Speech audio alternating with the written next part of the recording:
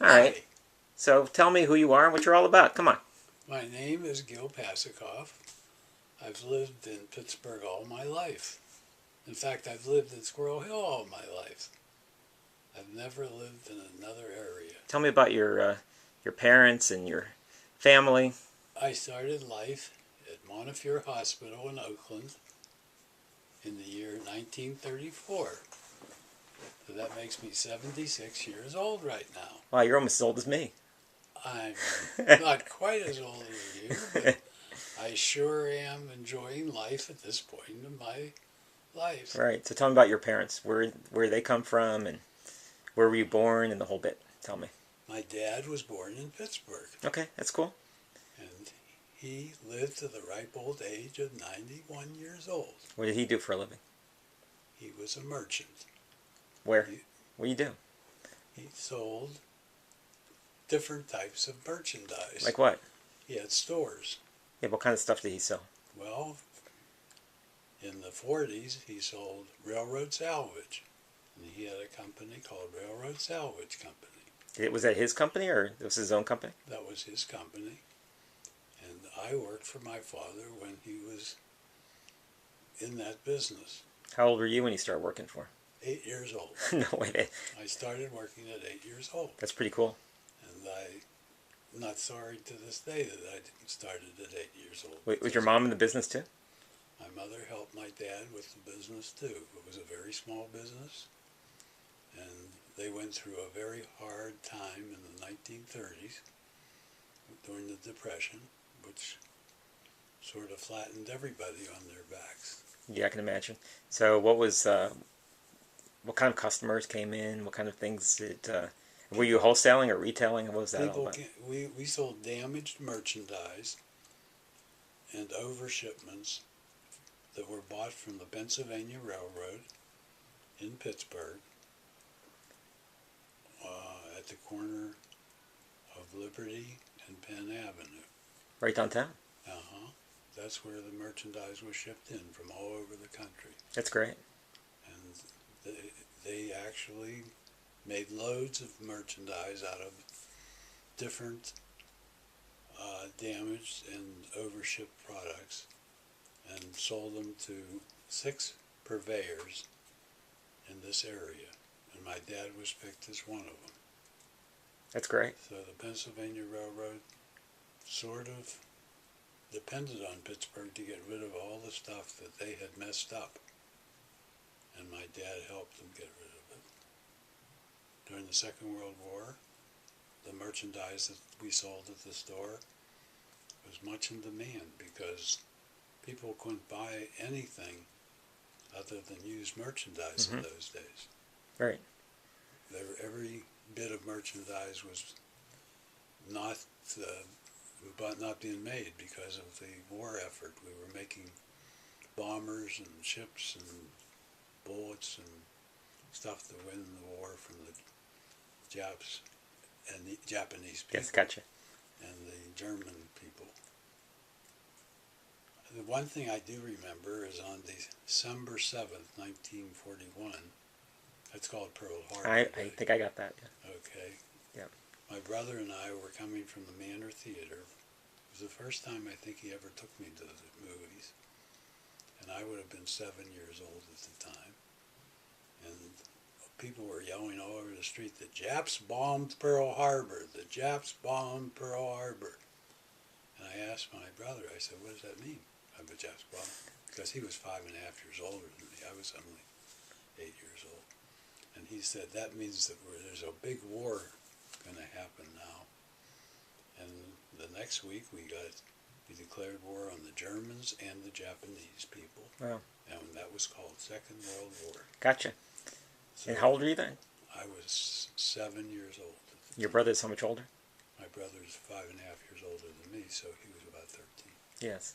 So tell me about your where you lived in Squirrel Hill and all that kind of stuff. First street I lived on was the same name as my brother. It was called Melvin Street. And that was near Davis School, which was on Phillips Avenue. And the first school I went to was Davis School, naturally. They had a kindergarten. then we moved, as we did every year, because my parents would fix up a house. They'd rent a house, fix it up, and then they'd sell the house so that we had to move the next year. And we moved from Melvin Street to another street, to another street, to another street. Every year you moved? We moved every year or two. For how many years? Do you remember? Oh, I'd say about till I was about 12 years old. Wow. I guess that brings it up to about 1948 or 49, something like that. And then they finally bought a house. Is that the one on, what, is it Shady? Shady Avenue, right. Yeah. What was the address of that? Your address on Shady. Do you remember?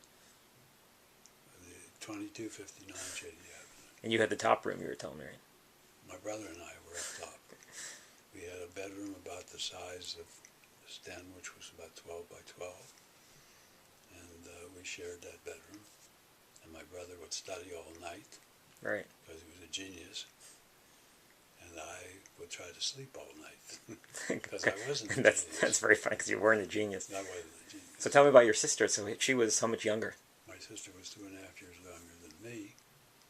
So, and she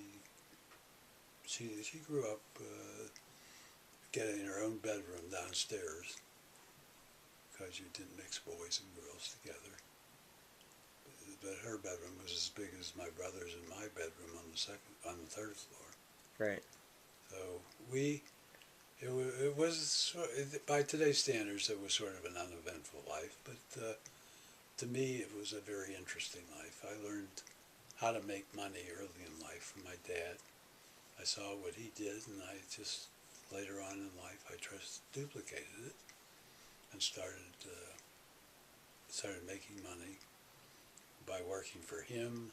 And then I started a parking lot business, which lasted a couple years. And then I opened my first Gill store in Oakland, which later on turned into 24 more stores. I had 25 stores total. Then I sold my chain of stores in 1979 and sort of semi-retired. Then I decided I was tired of being semi-retired, and I went and opened a shoe store, which I didn't like that much. I didn't like the ladies' shoe business. Right. That's what we were in. I understand. Okay. Yeah.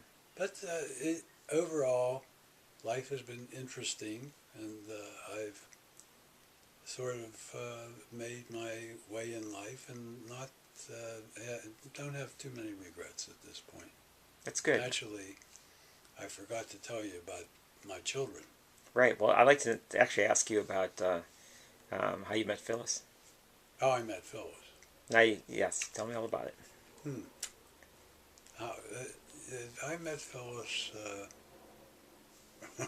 just like I met other girls that I was dating. She was the last girl I dated. I hope so.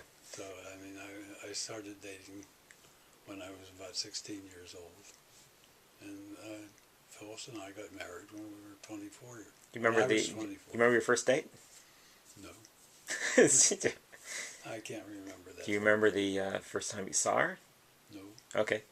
I don't remember anything like that. Seriously, but you remember the wedding. That's good. No.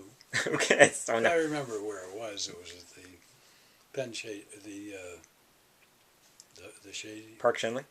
Penn Shady Hotel on Shady Avenue, near Penn Avenue. Okay. It's across from the Giant Eagle. Right. Do you remember who was actually in your wedding? Do you remember the friends that were there and The friends that were there. at your wedding? Tell me a little bit about your wedding, whatever you remember about the wedding. Well, I remember there's a picture in the other room. If you want to go. Yeah. I'd show it to the camera. Well, I'll show it. We'll do it later on. Well, we should get that picture. Okay, we'll take a little break and then let's do it. Okay. All right.